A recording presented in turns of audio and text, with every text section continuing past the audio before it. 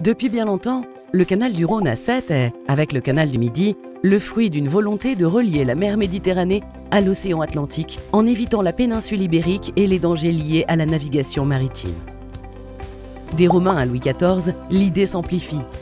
Construit au tournant du XIXe siècle, le canal du Rhône à Sète traverse aujourd'hui dans la région Occitanie 2 départements et 8 intercommunalités, dont la métropole de Montpellier.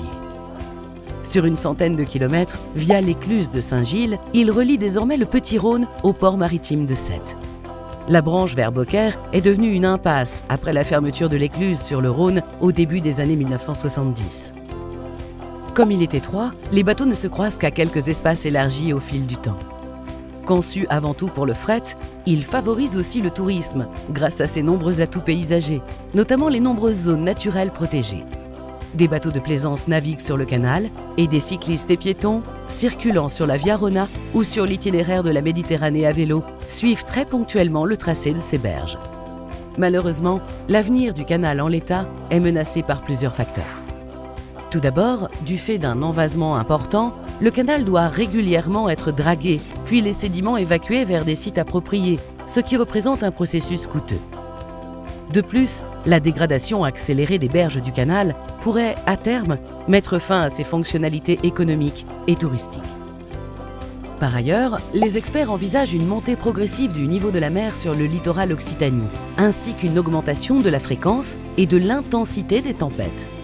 Ces phénomènes accélèrent la dégradation des berges dans la partie du canal qui traverse les étangs, avec pour impact probable de le rendre progressivement inutilisable dans les prochaines décennies. Se pose alors la question de son avenir. Quelles orientations donner aux futurs travaux de modernisation? Afin d'y répondre, il faut savoir que la conception d'un canal repose schématiquement sur un rectangle de navigation, compris entre les berges, le tirant d'eau et le tirant d'air. Plus celui-ci est important, plus le passage des bateaux est facilité. Si à l'avenir le canal devait être conforté comme infrastructure de fret et dimensionné au grand gabarit, cela nécessiterait des travaux très importants.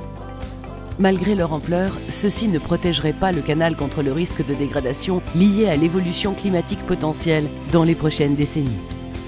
Si le passage du fret sur le canal devait être abandonné, des voies alternatives de circulation seraient mobilisées.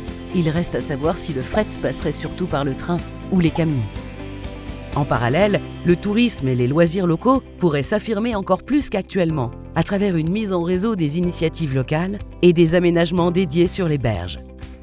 Entre les 2 scénarios extrêmes du dimensionnement du canal au grand gabarit et l'arrêt total du passage du fret, un éventail de possibilités est envisageable, chacune laissant une place variable au fret et affirmant dans tous les cas le tourisme, tout en prenant en compte les enjeux environnementaux. À nous de dessiner collectivement l'avenir du canal du Rhône à Sète, en imaginant les actions les plus pertinentes, capables de créer un développement harmonieux, valorisant les différents usages, ainsi qu'un développement durable pour les territoires traversés par cette voie d'eau historique.